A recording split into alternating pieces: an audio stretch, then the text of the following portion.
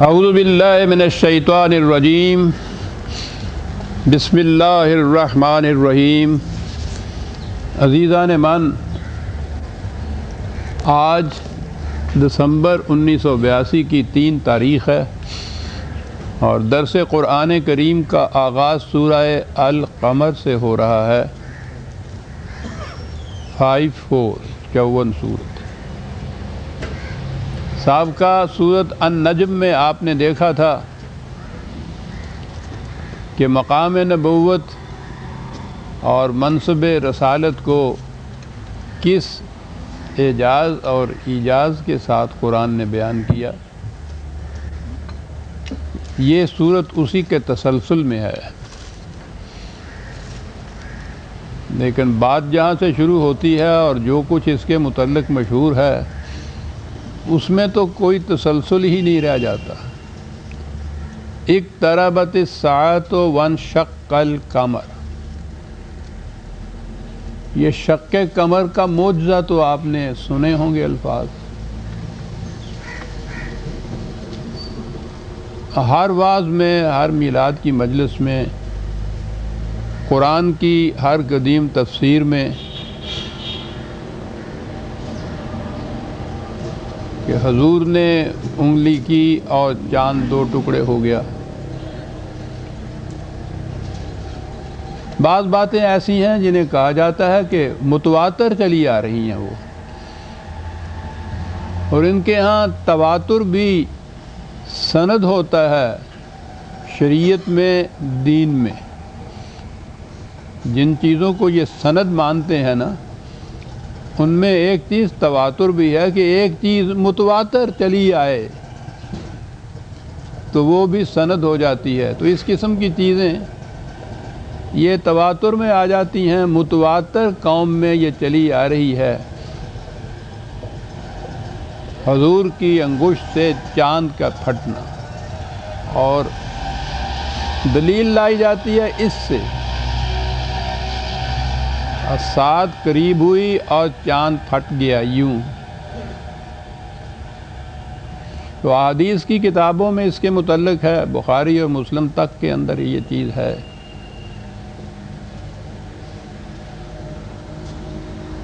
کہ ان کفار عرب نے آپ سے کوئی معجزہ مانگا تو آپ نے انگلی سے چاند کا اس طرح اشارہ کیا، چاند 2 ٹکڑے ہو گیا۔ اب اس کے بعد اس کی تفصیل جو ہے اس میں ذرا اختلاف ہے۔ بعض روایات میں ہے کہ وہ آدھا حصہ اس کا پہاڑ کے ایک طرف اور آدھا حصہ پہاڑ کے دوسرے طرف ہو گیا۔ بعض میں یہ بھی ہے کہ آدھا ٹکڑا حضور کی بغل کے اس نیچے سے نکل گیا اور دوسرا ٹکڑا ادھر سے نیچے نکل گیا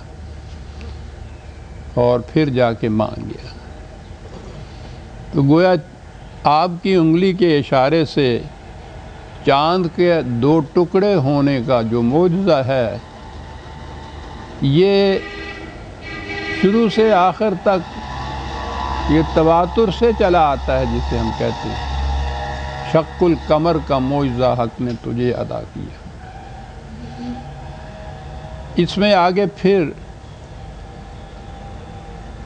اختلاف ہے، روایات میں بھی، تفسیر میں بھی۔ بعض کہتے ہیں کہ یہ واقعہ ہوا تھا حضور کی زندگی میں، آپ نے معجزہ دکھایا تھا۔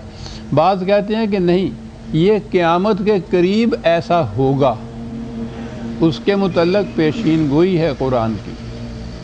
تو بہرحال چاند کے 2 ٹکڑے ہونے کی جو چیز معجزے کے طور پہ ہے، یہ زیادہ تواتر سے چلی آ رہی ہے کہ یہ حضور کے زمانے میں حضور نے ایسا کیا تھا اور بطور معجزہ کے چاند پھٹ کے 2 ٹکڑے ہو گیا تھا۔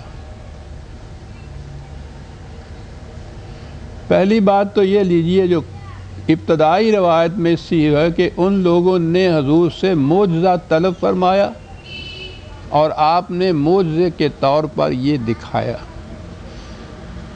اور قرآن میں متعدد مقامات پر ہے کہ یہ اے رسول تجھ سے معجزہ طلب کرتے ہیں، ان سے کہو کہ جس چیز کی میں دعوت دیتا ہوں وہ تو ایمان ہے علی وجہ البصیرت۔ میں دلائل اور برہان کے طور پر ایک چیز کو پیش کرتا ہوں اور تم سے بھی یہ کہتا ہوں کہ ہاتو برہانکم ان کنتم صادقین۔ جو میں کہتا ہوں اگر تمہیں اس سے اختلاف ہے تو تم بھی دلائل لاؤ، برہان پیش کرو۔ یہ علم و بصیرت کا معاملہ ہے، اور بار بار قرآن نے ان کا انکار کیا ہے، ان کے اس مطالبے کا، اور کہا یہ ہے کہ مومن تو وہ ہے کہ جو خدا کی آیات کے سامنے بھی آنکھیں بند کر کے اور کان بند کر کے جھکتا نہیں ہے، وہ آیات خداوندی پر آنکھیں کھول کر کان کھول کر علم و بصیرت کی بنیادوں کے اوپر ایمان لاتا ہے۔ تو ایک طرف تو یہ کہ قرآن میں ہر مقام پہ کہا ہے کہ یہ تجھ سے معجزہ مانگتے ہیں، کیونکہ چلی آ رہی ہے یہ بات کہ بڑے بڑے انبیاء کرام جو تھے وہ معجزے دکھایا کرتے تھے، یہ تم سے بھی معجزہ مانگتے ہیں۔ تو ان سے کہو کہ بابا میں تو علم و بصیرت کی بنیاد پر دلائل و برہان کی روح سے ایک چیز پیش کرتا ہوں، اور معجزہ کے تو معنی یہ ہیں جہاں عقل عاجز آ جائے، یعنی میں جو کچھ پیش کرتا ہوں وہ عقل کی روح سے پیش کرتا ہوں، عقل کی روح سے منوانے کے مطالبہ کرتا ہوں، اور تم ایک ایسی چیز کا مطالبہ کرتے ہو جس کے معنی یہ ہیں کہ عقل وہاں عاجز آ جائے اس کے سمجھنے کے۔ یہ تو بنیادی طور پہ اس کے اختلاف ہے۔ اس لیے قرآن نے کہا کہ یہ معجزے کی روح سے ایمان لانا تو ایمان ہی نہیں ہو سکتا، یعنی اگر کسی کو اس طرح سے کسی طریق سے بھی اگر کسی کے عقل کو عاجز کر دیا جائے، وہ اس قابل نہ رہے کہ سمجھ سکے، تو اس سے کوئی چیز منوا لی جائے، تو یہ تو جبراً منوانے والی بات ہوئی نا۔ اس نے برضا و رغبت تو نہیں مانا، دل کی رضا مندی سے تو نہیں مانا، قلب اور دماغ کے اطمینان سے تو نہیں مانگا، وہ تو آپ نے معوف کر دے، سمجھنے سوچنے کی ان کی صلاحیت معوف کر کے اور ایک چیز منوا لی۔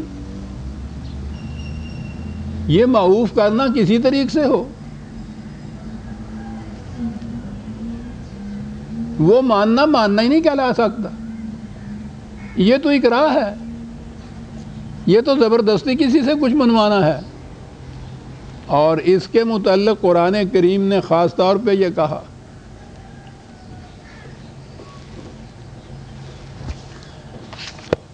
کہ یہ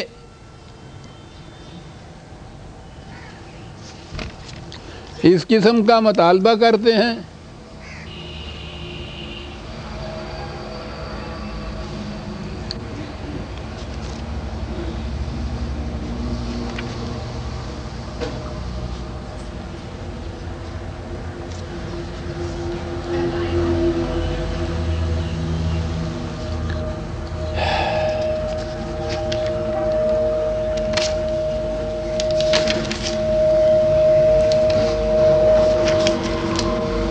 جی ہاں 10/99 10/9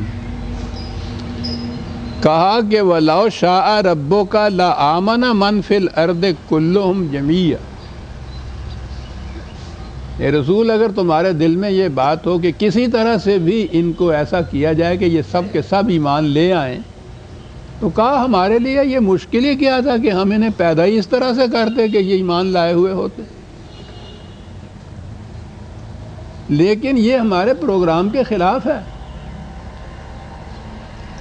حیوانات کے درجے تک تو یہ صورت تھی کہ ان کو اختیار و ارادہ نہیں تھا، انہیں پیدا ہی اس طرح سے کیا گیا تھا کہ جو طریق ان کے لیے تجویز کیا وہ اسی پہ چلتے ہیں، ان کو اختیار ہی نہیں ہے۔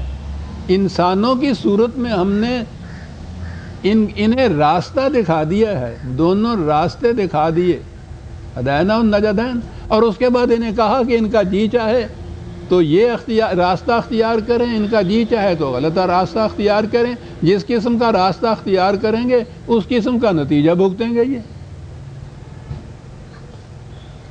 سارے قرآن میں اسی چیز پہ زور دیا گیا ہے کہ ہم انسان کی اس آزادی کو سلب نہیں کرتے۔